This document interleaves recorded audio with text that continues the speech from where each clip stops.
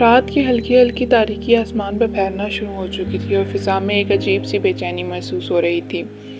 جے نے زوئی کی طرف دیکھا، اس کی آواز میں سنجیدگی تھی۔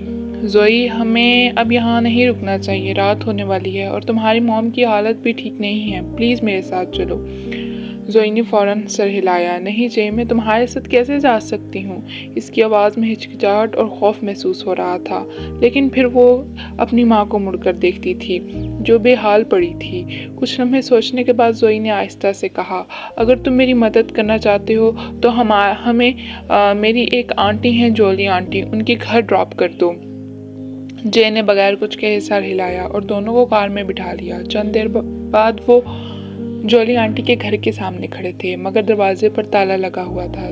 زوئی نے بار بار دروازہ کھٹکھٹایا، کوئی جواب نہیں آیا۔ اس نے فون کیا مگر کال بھی اٹینڈ نہیں ہوئی۔ خاموشی نے ماحول کو اور بھاری کر دیا۔ زوئی کی آنکھوں میں بے بسی صاف نظر آ رہی تھی۔ اب ہم کیا کریں؟ جے نے گہری سانس لی، اس کے چہرے پر پریشانی نمایاں تھی۔ اس نے زوئی سے کہا، پلیز اب میرے ساتھ چلو، دیکھو رات ہو رہی ہے اور تمہاری موم بھی ٹھیک نہیں ہے، یہاں کھڑے رہنا کوئی حل نہیں ہے۔ کچھ لمحے زوئی خاموش رہی، جیسے وہ اندر ہی اندر کسی جنگ میں مصروف ہو۔ آخرکار اس نے آہستہ سے سر ہلا دیا، وہ مجبور ہو چکی تھی۔ کچھ ہی دیر بعد گاڑی ایک بڑے شاندار گھر کے سامنے رکی۔ زوئی نے جیسے ہی گھر کو دیکھا وہ ایک دم ساکت رہ گئی۔ یہ وہی گھر ہے، وہی جگہ جہاں میں صبح آئی تھی، ریسٹورنٹ کے سی ای او کا گھر۔ اس کا دل تیزی سے دھڑکنے لگا۔ وہ جے کی طرف مڑی، آنکھوں میں حیرت اور سوالات بھرے ہوئے تھے۔ تم مجھے یہاں کیوں لائے ہو جے؟ جے نے بالکل سادہ انداز میں جواب دیا، کیونکہ یہ میرا گھر ہے۔ زوئی کے چہرے کا رنگ بدل گیا، وہ بالکل حیران رہ گئی۔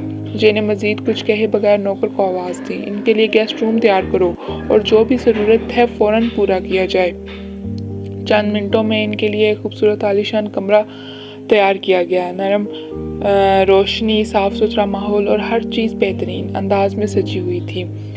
زوئی اب بھی خاموش تھی، جیسے وہ اب تک کچھ سمجھنے کی کوشش کر رہی تھی۔ جے نے ایک اور نوکر کو ہدایت دی، یہاں ایک اٹینڈنٹ مقرر کر دو، ان دونوں کو جو بھی چاہیے فوراً دیا جائے۔ پھر اس نے فون نکالا، ایک ڈاکٹر اور نرس کو فوراً بلاؤ۔ کچھ دیر بعد ایک ڈاکٹر اور نرس آ گئے۔ جے زوئی کی طرف مڑا، اس کی آواز نرم ہو گئی تھی، اگر تمہاری موم کی طبیعت خراب ہو تو فوراً نرس کو بتانا، ٹھیک ہے؟ زوئی نے ہلکے سے سر ہلا دیا۔ کمرے میں خاموشی چھا گئی، مگر اس خاموشی کے پیچھے بہت سے سوال تھے۔ رات مزید گہری ہوئی تو گھر کے بڑے دروازے کھلے اور جے کے والد اندر داخل ہوئے۔ ان کے قدم مضبوط تھے مگر چہرے پر دن بھر کی تھکن نظر آ رہی تھی۔ انہوں نے قریب کھڑے نوکر سے پوچھا، کیا جے گھر پر ہے؟ اسے میرے پاس بھیجو۔ نوکر نے سر جھکا کر بتایا کہ سر جے صاحب اس وقت مصروف ہیں، ان کے کچھ مہمان آئے ہیں۔ مہمان؟ وہ ایک دم رک گئے، ان کے چہرے پر حیرت آ گئی۔ جے کے مہمان؟ کون؟ نوکر نے ہلکا سا جھجکتے ہوئے جواب دیا، سر یہ تو مجھے نہیں معلوم، لیکن وہ اب بھی ان کے ساتھ ہیں۔ انہوں نے چند لمحے سوچا، پھر سنجیدگی سے کہا، ٹھیک ہے، اسے میرے پاس بھیجو۔